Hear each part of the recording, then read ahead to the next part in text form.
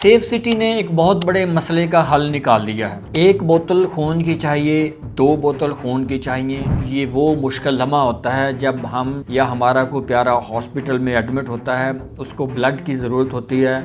हम इधर उधर भाग रहे होते हैं कि काश हमें ब्लड की 1 बोतल मिल जाए, ब्लड की 2 बोतलें मिल जाएं। इसमें बहुत सारे इश्यूज आ जाते हैं। कभी कोई डोनर मिलता है तो क्रॉस मैच नहीं होता, क्रॉस मैच होता है तो डोनर देने के लिए तैयार नहीं होता, आपके घर में उस ग्रुप का ब्लड नहीं होता या कोई रिश्तेदार दोस्त देना नहीं चाहता।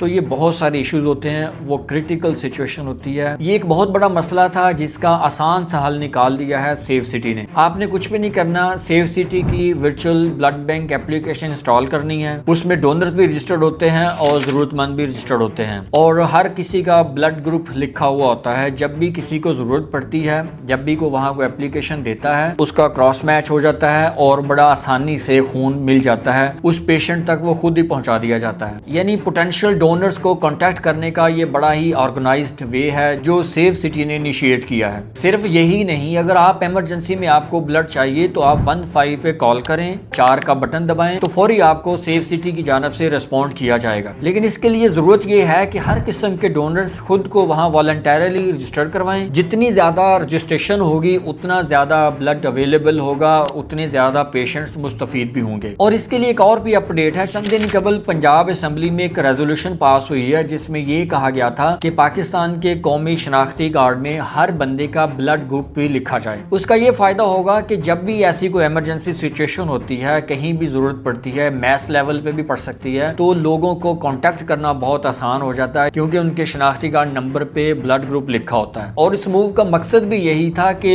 एक ऐसा डाटाबेस जरूर होना चाहिए कि मुल्क में कोई नेशनल इमरजेंसी हो जाती है, कोई ऐसी सिचुएशन क्रिएट हो जाती है कि वहाँ ब्लड की जरूरत बहुत पड़ती है या इंडिविजुअली भी अगर पड़ती है, तो लोगों का डाटाबेस हो तो आसानी से कांटेक्ट भी किया जा सकता है, आसानी से ब्लड अरेंज भी किया जा सकता है। ये एक बहुत ही अहम इशू होता है। उस शख्स को पता होता है जो उस वक्त वो मुश्किल में हो, तो वहाँ लोगों को कांटेक्ट करना, रिश्तेदारों दोस्तों से ब्लड मांगना, ये बड़ा ही मुश्किल काम होता है। आजकल बहुत कम ऐसे रिश्तेदार दोस्त अवेलेबल हैं जो खून देते हैं। तो इसलिए इस तरह के जो ऑर्गेनाइज्ड वे हैं वहाँ खुद को रजिस्टर करवाएं एज अ डोनर और एज अ पेशेंट। तो मुझे यकीन है कि इस तरह के प्रॉब्लम्स फौरी हल हो जाएंगे।